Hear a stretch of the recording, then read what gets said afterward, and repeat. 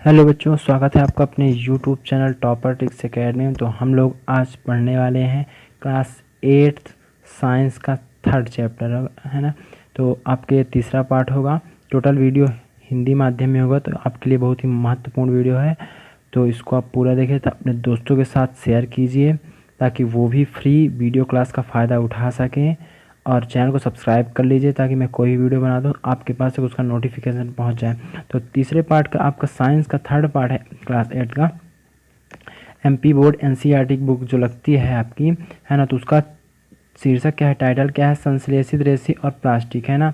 तो प्लास्टिक और रेशों के बारे में इस पार्ट में आपको बताया जाएगा। तो चलिए आगे देखते हैं, हम इसके क्वेश्चन करेंगे और क्वेश्चन में जो भी समझने लायक है, जो भी समझने लायक तथ्य होते हैं, हम आपको पार्ट न करवा के जैसे पार्ट को पढ़ाते हैं, तो उन क्वेश्चन में हम आपको इतना करवा देंगे कि आप अगर जो पार्ट नहीं भी पढ़ते हैं तो आपको टोटल जानकारी उसी में मिल जाएगी। ठीक है, तो आप वीडियो को पूरा ज़रूर देखें, बीच में स्किप ना कीजिए। तो आपके इस पार्ट का साइंस के थर्ड पार्ट का क्या है, फर्स्ट क्वेश्चन क्या है, कुछ रेशे, फर्स्ट क्वेश्चन देखिए, कुछ रेशे संश्लेषित क्यों कहलाते हैं। तो इसका उत्तर है देखिए आपके सामने कि वे रेशे जो कृत्रिम का क्या अर्थ होता है, जो मानव निर्मित होता है, जो मनुष्यों द्वारा बनाया जाता है, उसको कोई भी सामान होता है उसको क्या बोलते हैं, कृत्रिम, है ना। पूर्णतः यदि उसका निर्माण मानव द्वारा किया गया है तो उसका अर्थ होता है कृत्रिम, उसको बोलते हैं। ठीक, आगे देख लीजिए, वे रेशे जो कृत्रिम रूप से मनुष्यों द्वारा बनाए जाते हैं, जो पौधों और जंतुओं से प्राप्त नहीं होते हैं, अर्थात उनमें उनका कोई भी अंग, मतलब कोई भी वस्तु पौधों एवं जंतु से ना प्राप्त किया गया हो, संश्लेषित या मानव निर्मित रेशे कहलाते हैं। संश्लेषित रेशे 3 प्रकार के होते हैं, जिनके टाइप भी देख लीजिए। पहला नंबर क्या है, पॉलिएस्टर या एक्रिलिक बोलते हैं। ठीक है, सेकंड नंबर क्या है, रेयान बोलते हैं। थर्ड नंबर क्या क्या है इसका टाइप, नायलॉन। तो चलो इन तीनों के बारे में थोड़ा सा हम लोग जानकारी और हासिल कर लेते हैं। तो रेशों के बारे में थोड़ा सा डिटेल देख लीजिए कि देखिए यहाँ से प्राकृतिक रेशे जैसे क्या है, कपास हैं, ऊन, रेशम आदि जैसे पौधों एवं जंतुओं से प्राप्त होते हैं। दूसरी ओर संश्लेषित रेशे मनुष्यों द्वारा, संश्लेषित यानी मानव निर्मित, संश्लेषित रेशे मनुष्य द्वारा बनाए जाते हैं, इसलिए वे संश्लेषित अथवा मानव निर्मित रेशे कहलाते हैं। अब थोड़ा सा इसको ऊपर देख लीजिए, आपके पार्ट में ही टोटल दिया हुआ है। तो आपके बुक में क्या लिखा हुआ है, देखिए, संश्लेषित रेशे क्या होते हैं, धागे से जुड़े मनकों के हार में पाई जाने वाली एक रूप बनावट को स्मरण कीजिए, आप उसको याद कीजिए। तो क्या होता है, देखिए इस तरह के होते हैं, आपके बुक में दिया, आप आसानी से देख सकते हैं, इस तरह से होता है ना। तो धागों को जोड़ जोड़ के प्लास्टिक से बनाया जाता है रेशों को। तो वो थोड़ा सस्ते भी होते हैं मानव निर्मित रेशे, और बहुत मजबूत ही होते हैं। ठीक है, तो हम आपको जानकारी इसलिए बताते हैं ताकि आपके दिमाग में अच्छे से बैठ जाए, आपको रटने की आवश्यकता ना पड़े। ठीक, समझ के जब किसी चीज़ को पढ़ी जाती है तो उसको रटने की आवश्यकता नहीं होती है, वो दिमाग में बैठ जाती है। तो रेशों के प्रकार में फर्स्ट नंबर आपका क्या है, रेयान। देखिए हम आपको भी बताया ना इस क्वेश्चन के आंसर में। तो रेशम कीट से प्राप्त किया जाता है, कीट का रेशम होता है जिसको किस में पाला जाता है, सहतूत के वृक्ष में पाला जाता है। किस वृक्ष में, सहतूत के वृक्ष में पाला जाता है। वह रेशम को बनाता है, उसको प्राकृतिक रेशम बोलते हैं। इसकी खोज चीन में हुई थी और इसे लंबे समय तक कड़ी सुरक्षा में गोपनीय रखा था, मतलब चीन ने इसको गोपनीय रखा था, किसी भी देश को इसकी जानकारी नहीं देता था। ठीक, रेशम रेशे से प्राप्त कपड़ा बहुत महंगा होता है, परंतु इसकी सुंदर बुनावट ने प्रत्येक व्यक्ति को मोह लिया। ठीक है, इससे बने हुए कपड़े बहुत ही सुंदर होते हैं। और फिर उसके बाद क्या किया गया, इसी तरह के रेशम को मानव खुद बनाने लगा था, मानव द्वारा खुद बनाया जाने लगा था। ये देखिए आपको बताया गया, इस प्रकार का रेशा काष्ठ लुगदी के रासायनिक उपचार से प्राप्त किया गया। यह रेशा रेयान अथवा कृत्रिम रेशम कहलाया, है ना। तो ये आपको ध्यान रखना है। देख लीजिए, इससे बनाए क्या जाते हैं, रेयान को कपास के साथ मिलाकर बिस्तर की चादरें बनाते हैं तथा ऊन के साथ मिलाकर कालीन एवं गलीचे बनाते हैं। ये देख लीजिए, आपको यहाँ चित्र में भी दिखाई दे रहा होगा कि रेयान निर्मित वस्तुओं के चित्र। ये देखिए, गलीचा और भी कुछ सामान इसके बनाए जाते हैं, चादरें और जो नीचे बिछाया जाता है, ये सब चीज़ इससे बनाए जाते हैं। अब नायलॉन के बारे में थोड़ा सा जान लेते हैं। नायलॉन एक अन्य मानव निर्मित रेशा है। इसे 1931 में बिना किसी प्राकृतिक कच्चे माल, पौधे या जंतु से प्राप्त का उपयोग किए बनाया गया था। मतलब पौधे एवं किसी भी जंतु का सहारा नहीं लिया गया था, मनुष्य ने खुद ही कुछ ही रसायनों का प्रयोग करके उसका निर्माण किया था। इसका निर्माण कोयले, जल और वायु से किया गया। यह प्रथम पूर्ण रूप से संश्लेषित रेशा है। अगर जो आपसे पूछा जाए, कोई पूछे कि पूर्ण रूप से अर्थात 100% उसमें कोई भी प्राकृतिक सामान ना लगा हो, 100% मानव निर्मित रेशा कौन सा है, तो उसको क्या बोलेंगे, आपका आंसर होगा नायलॉन। कौन सा रेशा है आपका, नायलॉन होता है। ठीक, तो इससे कौन कौन से सामान बनाए जाते हैं देख लीजिए आप। नायलॉन से बनने वाले सामान जुराबें, रस्से, तंबू, दांत साफ करने का ब्रश, कारों की सीटों के पट्टे, है ना, और बहुत सारे सामान, और पैरासूट भी बनाए जाते हैं जो कि बहुत मजबूत रस्सी होती है पैरासूट की। ठीक है, ये सस्ते भी होते हैं और बहुत मजबूत भी होते हैं मानव निर्मित। तो चलिए अगला क्वेश्चन देखते हैं हम लोग। ये देख लीजिए आपके सामने, ये पैरासूट के रस्से बनाए जाते हैं। जो ये रस्से आपको दिख रहे हैं ये नायलॉन के रेशे से बने हैं ना। और ये जो पर्वतारोही चढ़ रहा है पर्वत में, तो ये जिस रस्सी का प्रयोग कर रहा है ये भी नायलॉन की बनी होती है। तो ये काफ़ी मजबूत होती है, ये टूटने की संभावना बहुत ही कम होती है, टूटती नहीं है। ठीक, तो अगला क्वेश्चन हम लोग करते हैं। सेकंड नंबर क्वेश्चन है आपके इस पार्ट का, देखिए सही उत्तर को सही का चिन्ह लगाना है। ठीक, तो क्या पूछ रहा है, रेयान एक संश्लेषित रेशा नहीं है क्योंकि क्यों नहीं संश्लेषित रेशा, क्योंकि इसे काष्ठलुगदी से प्राप्त किया जाता है। ठीक, आपका आंसर क्या हो जाएगा, इसे काष्ठलुगदी से प्राप्त किया जाएगा। तो आप ख नंबर पे टिक लगाएंगे। ठीक, नेक्स्ट क्वेश्चन क्या है देखिए। थर्ड नंबर क्वेश्चन आपके सामने इस लेसन का। थर्ड नंबर क्वेश्चन क्या बोला है, उचित शब्दों द्वारा रिक्त स्थानों की पूर्ति कीजिए। ठीक, तो पहला क्या है, संश्लेषित रेशे, तो आप भरेंगे मानव निर्मित, इसमें भरेंगे मानव निर्मित अथवा कृत्रिम रेशे भी कहलाते हैं। संश्लेषित रेशे क्या कहलाते हैं, मानव निर्मित अथवा कृत्रिम कहलाते हैं। ठीक, सेकंड नंबर देखते हैं, ख नंबर, संश्लेषित रेशे कच्चे माल से संश्लेषित किए जाते हैं जो संश्लेषण कहलाता है। क्या कहलाता है, संश्लेषित रेशे कच्चे माल से संश्लेषित किए जाते हैं, बनाए जाते हैं, जो संश्लेषण कहलाता है। ठीक, थर्ड नंबर का आंसर देखिए क्या भरना है आपको। थर्ड नंबर में संश्लेषित रेशों की भांति प्लास्टिक भी एक क्या होता है, बहुलक होता है। ठीक, तो इसमें आप क्या भरेंगे, बहुलक भरेंगे। तो आप वीडियो को रोककर आसानी से अपने नोट्स में नोट कर लीजिए, लिख लीजिए, तो अच्छे से समझ लीजिए, फिर वीडियो को आगे बढ़ा के आसानी से देख सकते हैं। ठीक है, इसके पीछे वाले 1 पार्ट और 2 पार्ट भी आ चुका है, हम बना चुके उसका वीडियो। तो आप यूट्यूब पे जाके सर्च करिए या कि हमारे चैनल में जाइए, सर्च करके टॉपर ट्रिक्स अकेडमी, और प्लेलिस्ट बनी हुई है मैथ और जो है इंग्लिश, सामाजिक विज्ञान और आपका साइंस का। तो आप टोटल वीडियो आसानी से उसमें हिंदी माध्यम में देख सकते हैं। ठीक है, तो हम आगे बढ़ते हैं, देखते हैं अगले क्वेश्चन। अगला क्वेश्चन है 4th नंबर आपके सामने कि नायलॉन रेशे से निर्मित 2 वस्तुओं के नाम बताए जो नायलॉन रेशों की प्रबलता दर्शाती हैं। ठीक, तो आप लोग इसका आंसर देखिए आपके सामने, पैरासूट तथा चट्टान पर चढ़ने। हम अभी पिछले क्वेश्चन में बता चुके हैं ना कि हम आपको डिटेल में बताएंगे ताकि आपको अच्छे समझ में आ जाए। आपको फ़ोटो भी दिखा चुके हैं, जो देखिए वही इसका आंसर है। पैरासूट तथा चट्टानों पर चढ़ने हेतु रस्सी नायलॉन रेशों की प्रबलता को दर्शाती है। प्रबलता अर्थात उनकी मजबूती को दर्शाती है, वो इतनी मजबूत होती हैं कि टूट नहीं सकती हैं, है ना, चाहे उनसे कहीं भी चढ़ा जाए। ठीक, तो इसका अर्थ आपके सामने यही निकल के आ रहा है, प्रबलता को दर्शाती, उसकी मजबूती को दर्शाती हैं। ठीक, 5th नंबर क्वेश्चन देखिए। 5th नंबर क्वेश्चन क्या है, खाद्य पदार्थ को संचयन करने हेतु प्लास्टिक पात्रों के उपयोग के 3 प्रमुख लाभ बताइए। तो देखिए इसका आंसर, 5th का आंसर है आपके सामने कि खाद्य पदार्थों का संचयन करने हेतु प्लास्टिक पात्रों के उपयोग के लाभ निम्नलिखित हैं। फर्स्ट नंबर क्या है, फर्स्ट नंबर है यह हल्का होता है। ठीक, सेकंड नंबर है यह चिरस्थायी होता है अर्थात मजबूत होता है। ठीक, टूटता नहीं है जल्दी से, प्लास्टिक के जो पात्र होते हैं वो टूटते नहीं जल्दी से, है ना।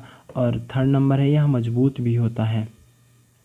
ठीक, तो ये 3 आपको लाभ बता दिए गए हैं प्लास्टिक के पात्रों के। तो इनमें खाना, भोजन को, पदार्थों को संचय किया जाता है। तो अगला क्वेश्चन देखिए, 6 नंबर क्वेश्चन है, छठवां क्वेश्चन, थर्मोप्लास्टिक और थर्मोसेटिंग प्लास्टिक के मध्य अंतर को स्पष्ट कीजिए। थर्मोप्लास्टिक क्या होता है? प्लास्टिक के दो रूप होते हैं, एक थर्मोप्लास्टिक होता है, एक थर्मोसेटिंग प्लास्टिक होता है। प्लास्टिक के दो रूप हैं, ठीक। तो थर्मोप्लास्टिक देख लीजिए क्या होता है। थर्मोप्लास्टिक का वर्णन कर देते हैं। फर्स्ट नंबर इसका देखिए, थर्मोप्लास्टिक की तरफ लिखिए। आंसर है 6 नंबर का, वह प्लास्टिक जो गर्म करने पर आसानी से विकृत हो जाता है, अर्थात गर्म करने पर वह मुड़ जाता है, पिघल जाता है, ठीक। तो उसको क्या बोलते हैं? थर्मोप्लास्टिक।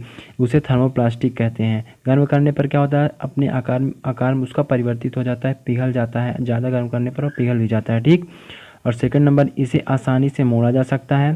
थर्ड नंबर, यह ऊष्मा का सुचालक है। यह ऊष्मा क्या होता है? सुचालक होता है, अर्थात ऊष्मा पाके यह गर्म हो जाता है और पिघल जाता है और मुड़ जाता है, ठीक। फोर्थ नंबर, इसका प्रयोग कंघियाँ, खिलौने और विभिन्न प्रकार के पात्रों के बड़े पैमाने पर निर्माण के लिए किया जाता है, ठीक। तो थर्मोप्लास्टिक की तरफ ये लिखेंगे, थर्मोप्लास्टिक इस तरह का होता है, ठीक। आगे देखते हैं थर्मोसेटिंग प्लास्टिक क्या है। थर्मोसेटिंग प्लास्टिक, फर्स्ट नंबर देखिए, वह प्लास्टिक जो गर्म करने पर विकृत नहीं होता, अर्थात उसके साइज आकार में कोई भी परिवर्तन नहीं होता, उसको कितना भी गर्म कर दिया जाए, है ना, नहीं होता, उसे थर्मोसेटिंग प्लास्टिक बोलते हैं। वह अपने ही उसी आकार में रहेगा जिस तरह उसको बनाया गया जाए, उसको जितना भी गर्म किया जाए वो उसकी आकृति नहीं बदलेगी, ना हो उसको कोई क्षति पहुंचेगी, ठीक। और सेकंड नंबर देखिए, इसे आसानी से नहीं मोड़ा जा सकता, इसे आसानी से नहीं मोड़ा जा सकता, है ना, जब ज़्यादा चोट किया जाता है तो ये टूट जाता है। थर्ड नंबर क्या है? यह ऊष्मा का कुचालक होता है, मतलब इसमें ऊष्मा का कोई भी प्रभाव नहीं पड़ता है, गर्म नहीं होता जल्दी से। अब एकदम से आग में न डाल दिया जाए, आग में डाल देंगे तो कोई भी चीज़ गर्म हो जाएगी, लेकिन अगर जो इसमें किसी की कहीं से ताप लग रहा है और कुछ भी लग रहा है तो ये गर्म जल्दी से नहीं होती है। और फोर्थ नंबर इसका देख लीजिए, इसका प्रयोग बिजली के स्विच, फोर्थ नंबर देखिए, इसका प्रयोग बिजली के स्विच, जो जिसको अपनी भाषा में कहीं कहीं बटन बोलते हैं ना, बिजली के स्विच, विभिन्न बर्तनों के हत्थे, विभिन्न बर्तनों के हत्थे का मतलब जो कुकर के पीछे प्लास्टिक लगी होती है ना, वो इसी प्लास्टिक की बनती है, थर्मोसेटिंग प्लास्टिक, है ना, जिससे वो गर्म ना हो। क्यों लगती है? क्योंकि जब चूल्हे में चढ़ाया जाए गैस में तो वो जल्दी से गर्म ना हो, उसको पकड़ने पे हाथ ना जले, है ना। तो बर्तनों के हत्थे, रसोई के बर्तन, ठीक, फर्श, टाइलें जो होती, जो फर्श की टाइल्सें होती हैं वो भी थर्मोसेटिंग प्लास्टिक से ही बनती हैं, आदि बनाए जाते हैं, ठीक। तो आप इनके दोनों के अंतर वीडियो को रोककर आसानी से लिख लीजिए। तो चलिए अगला क्वेश्चन देखते हैं। 7 नंबर क्वेश्चन अगला है। 7 नंबर, समझाइए क्या है? समझाइए थर्मोसेटिंग प्लास्टिक से निम्नलिखित को क्यों बनाए जाते हैं, है ना। तो देखिए, हम अभी आपको कारण बता चुके हैं ना, ऊपर वाले में वही पूछ रहा है आपसे। तो का नंबर है कि डेक्ची, कुछ भी अपनी भाषा में जो बोलते हो, कोई भी बर्तन, है ना, बर्तन का एक बर्तन का नाम है डेक्ची के हत्थे। तो और डेक्ची के हत्थे। सेकंड नंबर, ख नंबर क्या पूछ रहा है? विद्युत plug, switch, plug board thermosetting plastic से ही क्यों बनाए जाते हैं, ये पूछ रहा है। तो इसका उत्तर है देखिए का नंबर, डेक्ची के हत्थे। डेक्ची के हत्थे को बनाने के लिए थर्मोसेटिंग प्लास्टिक का इस्तेमाल किया जाता है, क्योंकि थर्मोसेटिंग ऊष्मा का कुचालक होता है, इसमें ऊष्मा का प्रभाव जल्दी से नहीं पड़ता, है ना। अगर जो कहीं से भी गैस की और कहीं से भी आग की आंच जो होती है वो लग रही है तो वो जल्दी से गर्म नहीं होगा, और हाथों से अगर उसको पकड़ा जाए तो हाथ नहीं जलते हैं, इसीलिए लगाया जाता है, ठीक है। देखिए आगे, कुचालक होता है ना, कुचालक होता है या आग का प्रतिरोधक है। आग का क्या है? प्रतिरोधक है, तथा अन्य प्लास्टिक की तुलना में गर्मी सहने की अधिक क्षमता होती है, मतलब ज़्यादा गर्म होने पर भी ये जल्दी से बहुत गर्म नहीं होता। अगर जो जिस चीज़ में लगा है वो ज़्यादा गर्म हो जाए तो भी ये प्लास्टिक जल्दी से गर्म नहीं होता, हाथ नहीं जलते हैं पकड़ने पे, है ना, इसीलिए इसको लगाया जाता है जो रसोई के बर्तन होते हैं उन बर्तनों में, ठीक है। अगला नंबर देखिए क्या है? बिजली के स्विच। क्या बोल रहा है? बिजली के स्विच क्यों लगाए जाते हैं? तो बिजली के स्विच क्यों बनाए जाते हैं? बिजली के स्विच और प्लग बोर्ड। तो बिजली के स्विच, प्लग और प्लग बोर्ड आदि बनाने के लिए थर्मोसेटिंग प्लास्टिक का इस्तेमाल इसलिए किया जाता है क्योंकि यह प्लास्टिक विद्युत का कुचालक होता है ना। विद्युत का कुचालक होता है तो विद्युत धारा उसके अंदर, उसके द्वारा उसके द्वारा आगे नहीं बढ़ सकती है ना। अतः यह उपभोक्ता को किसी भी प्रकार के विद्युत शॉक से बचा सकता है। और ये कुचालक होती है प्लास्टिक, तो करंट नहीं लगता, अपनी भाषा में बोलते हैं करंट नहीं लगता। तो जब आप स्विच को ऑन करते हैं, ऑफ करते हैं, तो आपको कोई भी कुछ भी चीज़ महसूस नहीं होती। अगर जो ये विद्युत का सुचालक होता ना, तो आदमी को करंट लग सकता था, करंट का झटका बिल्कुल लगता उसमें, ठीक है। इसीलिए विद्युत थर्मोसेटिंग प्लास्टिक से बनाया जाता है, क्योंकि ये विद्युत का कुचालक भी होता है, जिससे किसी को कोई भी क्षति ना हो। ठीक, आगे बढ़ते हैं, देखते हैं 8th नंबर क्वेश्चन। 8वां क्वेश्चन है बच्चों आपके इस थर्ड पार्ट का। हम देखिए, निम्नलिखित पदार्थों को पुनः चक्रित किया जा सकते हैं, अतः पुनः उनको नया बनाया जा सकता है उनके द्वारा। और पुनः चक्रित नहीं किए जा सकते वे पुनः चक्रित नहीं किए जा सकते। इनमें वर्गीकृत कीजिए। टेलीफोन, कौन कौन से यंत्र दिया है? टेलीफोन यंत्र दिया है, प्लास्टिक खिलौने, कुकर के हत्थे, कुकर जिसमें खाना बनता है, हत्थे, सामग्री लाने वाले थैले जो प्लास्टिक की पन्नियाँ होती हैं, है ना, थैले होते हैं, बॉल पॉइंट पेन, प्लास्टिक के कटोरे, विद्युत तारों के प्लास्टिक आवरण, जो तारों के ऊपर प्लास्टिक की परत चढ़ी होती है उसको बोल रहा है ना। अब आगे देख लेते हैं, प्लास्टिक की कुर्सियाँ, विद्युत स्विच। तो इनको वर्गीकृत करना है, किनको किनको पुनर्चक्रण किया जाता है और किनको किनको नहीं बनाया जा सकता। ठीक, तो आंसर में देखिए का नंबर पुनः चक्रित किए जा सकते हैं, मतलब इस में का नंबर में जो जो लिखा, जो सामग्री लिखा हुआ है उनको पुनः चक्रित किया जा सकता, पुनः बनाया जा सकता है। ठीक है, तो प्लास्टिक के खिलौनों को, सामग्री लाने वाले थैलों को जो प्लास्टिक की पॉलीथीन होती है, बॉल पॉइंट पेन को, प्लास्टिक के कटोरे, विद्युत तारों के प्लास्टिक आवरण जो होते हैं उनको पुनः उपयोग में लाया जा सकता है, उनको रिन्यू करके, है ना। प्लास्टिक की कुर्सियाँ जो होती हैं उनको भी पुनः उपयोग में रिन्यू करके, रिसाइकिल करके बनाया जा सकता है ना। और ख नंबर दिया हुआ है जो पुनः चक्रित नहीं किया जा सकता, पुनः उनको नया नहीं बनाया जा सकता। टेलीफोन यंत्र, कुकर के हत्थे, विद्युत स्विचों को पुनः रिन्यू नहीं किया जा सकता, पुनः उपयोग में नहीं लाया जा सकता। ठीक, अगला नंबर देख लिया, 9th नंबर क्वेश्चन क्या है। तो बच्चों यदि आपको वीडियो अच्छा लग रहा हो तो अपने दोस्तों के पास ज़रूर शेयर कीजिए। ये वीडियो आपके लिए बहुत ही महत्वपूर्ण है, तो आपने नोट्स इसी तरह से बनाइए, उसको अच्छे से समझिए, याद कीजिए। चैनल को ज़रूर सब्सक्राइब कर लीजिए, हम आपको फ्री में वीडियो उपलब्ध कराते हैं, तो कम से कम हमको सपोर्ट कीजिए। जितने भी आपके दोस्त हैं उनके पास शेयर कीजिए, व्हाट्सअप फेसबुक में, है ना। और चैनल को सब्सक्राइब कर लीजिए, जिससे कि मैं कोई वीडियो अपलोड करता हूँ, बनाता हूँ, तो आपके पास तक उसकी सूचना तो पहुँच जाए। तो आगे बढ़ते हैं, देखते हैं 9th नंबर क्वेश्चन क्या है। 9th नंबर क्वेश्चन है, राणा किसी का नाम है, किसी मनुष्य का नाम है राणा, कोई बच्चा है। ठीक, राणा गर्मियों के लिए कमीज़ें अर्थात बनियान, जिसे बनियान बोलते हैं, कमीज़ें खरीदना, बनियान या टी शर्ट कुछ भी बोल दिए, शर्ट खरीदना चाहता है। उसे सूती कमीज़ें खरीदनी चाहिए या संश्लेषित, कारण सहित राणा को सलाह दीजिए, है ना। तो इसका आंसर लिखिए आप लोग।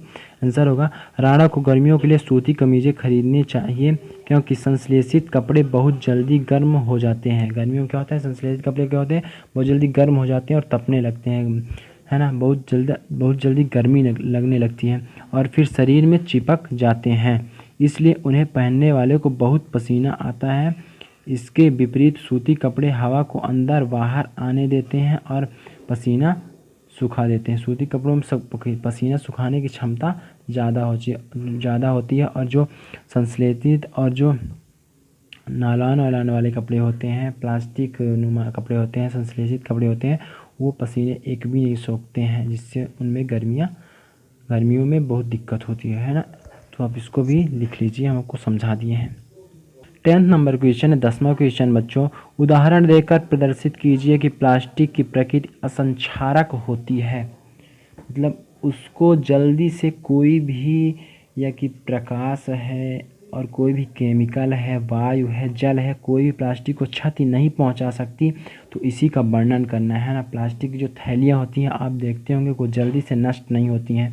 तो इसका उत्तर लिखिए, आंसर है आपके सामने, प्लास्टिक एक अनअभिक्रियाशील पदार्थ है, अर्थात किसी से अभिक्रिया नहीं कर, किसी से कोई भी रिएक्शन नहीं करता है।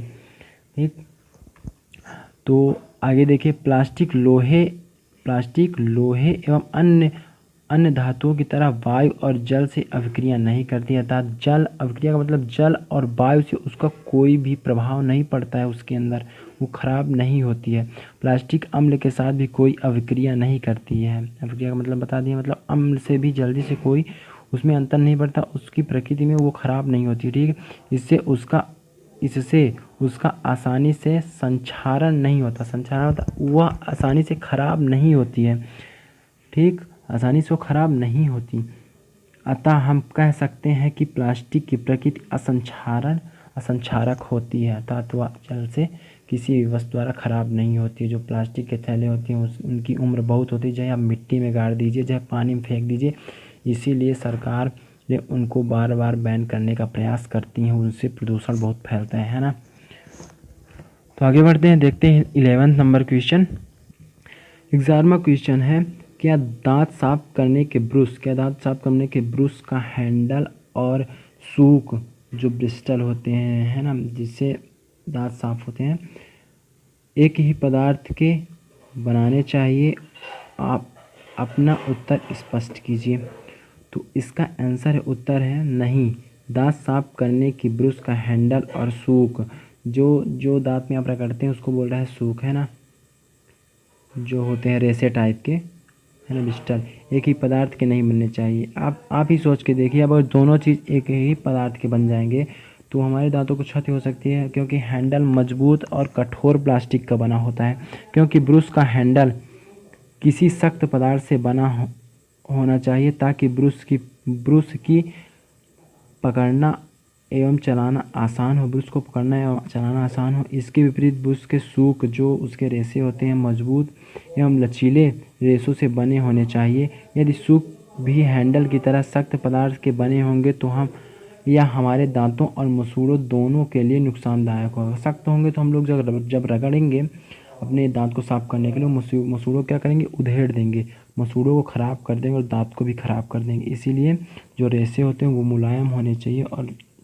हैंडल मजबूत होनी चाहिए, अच्छी पकड़दार होनी चाहिए, बोल रहा है। इसी प्रकार ब्रश के सूक नायलॉन के रेशों से बनाए जाते हैं, इसी कारण से ब्रश के सूक नायलॉन के रेशों से बनाए जाते हैं और हैंडल प्लास्टिक से बना होता है। आप लोग भी देखते होंगे आपके ब्रश में ऐसा ही होगा, है ना। तो चलिए देखते हैं नेक्स्ट क्वेश्चन, 12वां नंबर क्वेश्चन है, जहाँ तक संभव हो प्लास्टिक के उपयोग से बचिए, इस कथन पर सलाह दीजिए। तो क्यों बोल रहा है, देखिए, प्लास्टिक अनअभिक्रियाशील, हल्का, प्रबल, चिरस्थायी एवं चिरस्थायी मतलब बहुत समय तक खराब नहीं होता, वह स्थायी होता है, ठीक, एवं विद्युत एवं ऊष्मा का कुचालक होता है, इसलिए यह बहुत उपयोगी है। परंतु प्लास्टिक जैव अनिम्नीकरणीय है, मतलब कोई भी जो सूक्ष्म जीव होते हैं जो किसी चीज़ को ख़राब करते हैं सड़ा गला के, है ना, तो वो प्लास्टिक को ख़राब नहीं कर सकते। जैव अनिम्नीकरणीय है, अर्थात यह प्राकृतिक प्रक्रियाओं द्वारा सरलता से विघटित नहीं होता है। विघटित यानी प्राकृतिक घटनाओं से, सूर्य के प्रकाश से, जल से, वायु से, ताप से जल्दी से खराब नहीं होता है। इसलिए हम इसका प्रयोग करते समय 4 सिद्धांतों को याद रखना चाहिए हमें, है ना। तो फर्स्ट सिद्धांत क्या है, देखिए, पहला नंबर, उपयोग कम कीजिए, रिड्यूस। सेकंड नंबर क्या है, देख लेते हैं। सेकंड नंबर, पुनः उपयोग कीजिए, रीयूज। थर्ड नंबर क्या है, देख लेते हैं। थर्ड नंबर है पुनः चक्रित कीजिए। फोर्थ नंबर है पुनः प्राप्त कीजिए, है ना। तो अगर जो इन चारों नियमों का पालन किया जाए तो हम लोग प्लास्टिक के जो प्रदूषण है, प्लास्टिक द्वारा जो फैलता है प्रदूषण, पर्यावरण को जो हानि पहुंचती है, उससे हम लोग बच सकते हैं, ठीक। तो आपको ये याद रखना है, आपके जीवन में बहुत काम आने वाला है। तो 13वां नंबर क्वेश्चन है, क्या है, 13वां नंबर क्वेश्चन आपका बोल रहा है, कॉलम ए के पदों का कॉलम बी के दिए गए वाक्य खंडों में से सही मिलान कीजिए। कॉलम ए में क्या दिया हुआ है, पॉलिएस्टर और टेफ्लॉन, रेयॉन, नायलॉन, अर्थात ये जो है रेशों के प्रकार हैं, ठीक, उनको सुमेलित करना है, जोड़ी मिलाना है सरल शब्दों में। तो देखिए, जोड़ी मिलाने के लिए आपको ये आंसर दिया है। पॉलिएस्टर क्या होगा, ये आंसर दिया हुआ है नीचे इसके। आपको अपने जो फेयर है आपको ये वाला लिखना है, ठीक, ये वाला नीचे वाला। तो कपड़े में आसानी से बल नहीं पड़ते, कपड़े में आसानी से बल नहीं पड़ते, है ना। तो ये वाला जोड़ी मिलेगा इसका। सेकंड नंबर है क्या है, टेफ्लॉन। सेकंड का आपका आंसर उसी के सामने लिखा हुआ है, ना चिपकने वाले भोजन बनाने के पात्रों के निर्माण में उपयोग में लाया जाता है टेफ्लॉन, ठीक, एक रेशे का प्रकार ही है। रेयॉन भी एक रेशे का प्रकार है।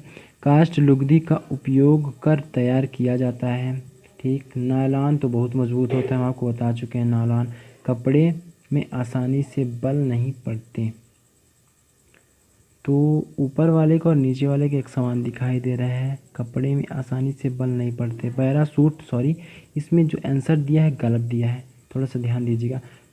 इस जो लास्ट वाला है नायलॉन है, नायलॉन में आप लोग लिखेंगे पैरासूट और मोजा बनाने में उपयोग किया जाता है ना।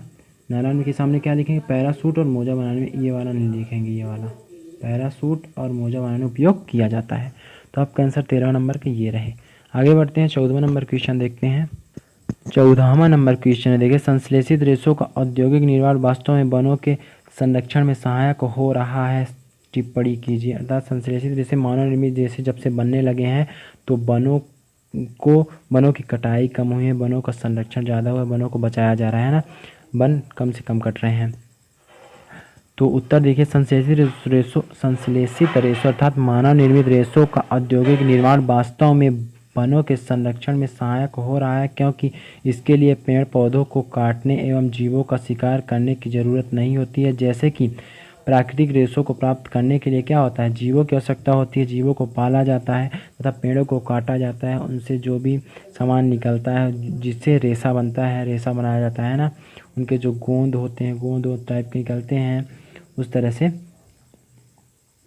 और संश्लेषित रेशे रसायनों द्वारा बनते हैं और ये रसायन वनों से नहीं प्राप्त किए जाते हैं। ठीक, वनों से नहीं प्राप्त किए, जिससे वनों को बचाया जा रहा है, वनों को संरक्षण मिल रहा है। ठीक, यही आपका आंसर होगा। और 15वां नंबर और इस पार्ट का लास्ट क्वेश्चन है, यह प्रदर्शित करने हेतु एक क्रियाकलाप का वर्णन कीजिए कि थर्मोप्लास्टिक विद्युत का कुचालक है। तो इसका आंसर लिख लीजिए। तो 15 नंबर का आंसर है, उत्तर है आपका, देखिए, ऐसे प्लास्टिक जो गर्म करने पर आसानी से विकृत हो जाते हैं, आसानी से मुड़ जाते हैं, पिघल जाते हैं, ठीक, टूट जाते हैं। विकृत का मतलब यही होता है, विकृत हो जाते हैं और मुड़ जाते हैं, उन्हें थर्मोप्लास्टिक कहते हैं। जैसे पीवीसी और पॉलीथीन जो आप लोग यूज़ करते हैं मार्केट से कोई भी सामान लाने के लिए, ठीक, वो क्या है? वो थर्मोप्लास्टिक है। उसको आसानी से देखिए आप गर्म करने पर और मोड़ भी सकते हैं ना। तो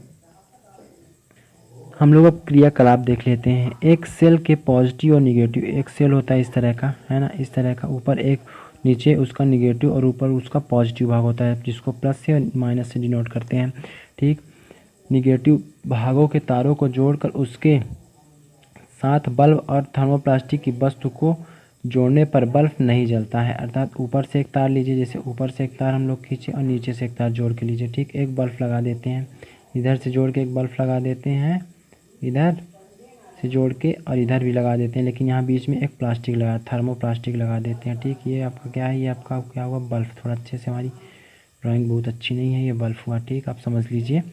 यहाँ लगा देते हैं थर्मोप्लास्टिक। ठीक, तो थर्मोप्लास्टिक जब तक लगा रहेगा, देखिए क्या बोल रहा है, परंतु जब इस क्रियाकलाप में हम थर्मोप्लास्टिक की वस्तु को हटा लेते हैं, अब हम क्या करेंगे? इस वस्तु को हम हटा देंगे और यहाँ क्या जोड़ देंगे? वही धातु का कोई वायर जोड़ देंगे, तार जोड़ देंगे। तो क्या होगा? तो देखिए, बल्ब जला देंगे तो इससे यह निष्कर्ष निकलता है कि थर्मोप्लास्टिक थर्मोप्लास्टिक विद्युत का कुचालक है और अपने में से विद्युत को प्रवाहित नहीं होने देता है। ठीक, विद्युत को प्रवाहित नहीं होने देता, उसमें से विद्युत का प्रवाह नहीं होता है। ठीक है, उम्मीद है आपको समझ में आ गया होगा अच्छे से। और आपको वीडियो कैसा लगा कमेंट में ज़रूर बताइए। तो आज के लिए इतना ही बच्चों, अब मिलेंगे नेक्स्ट वीडियो में। तो वीडियो शेयर ज़रूर कीजिए, तो आप सब्सक्राइब कर लीजिए चैनल को, आपको बहुत फ़ायदा होगा आगे चल के। तो आज के लिए इतना ही, मिलेंगे नेक्स्ट वीडियो में। जय हिंद, जय भारत।